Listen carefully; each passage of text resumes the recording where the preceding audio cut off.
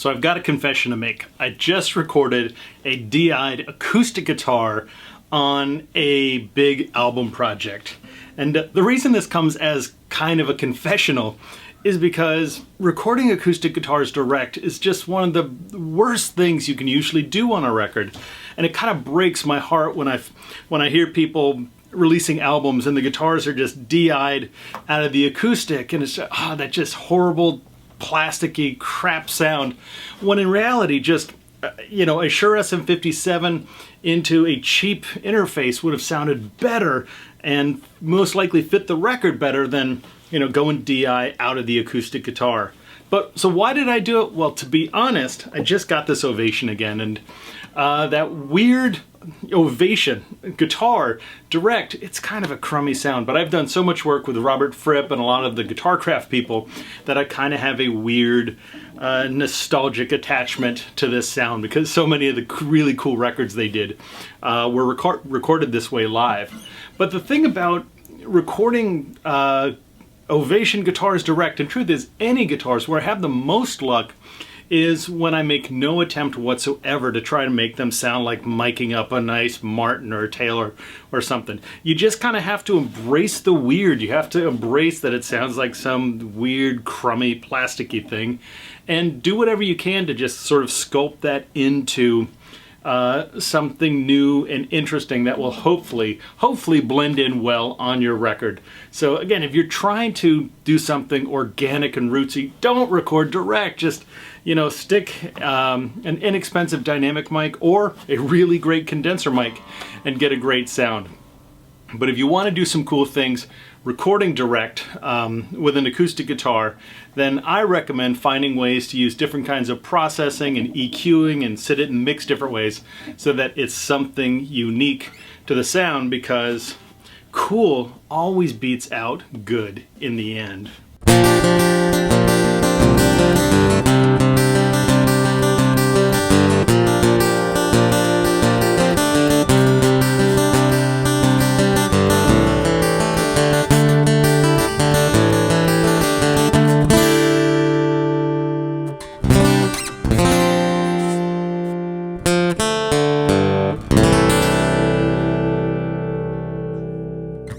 And that's that.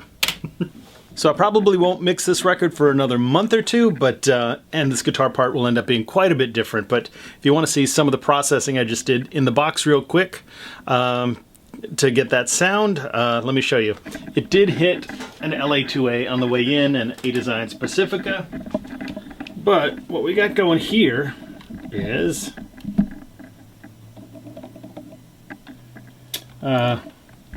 just a little bit of subtractive EQ, around 2.3 K and 5.8, mostly just get rid of that real spikiness that comes with it.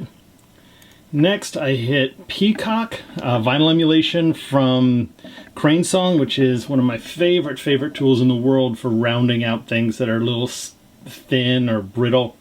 I don't know if it sounds like vinyl or not, but it's an awesome tool for rounding things out.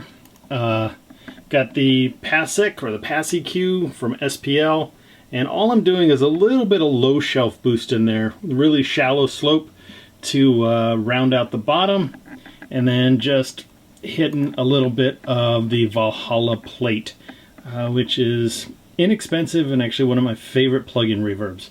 And when I do the final mix, the reverb will almost certainly end up being off on an aux, so that I can kind of EQ and process that independent from the guitar. But that's it. Again, for the most part, don't be recording guitars direct, acoustic guitars direct. But if you have to, it's kind of fun just to tweak them out and turn them into something else.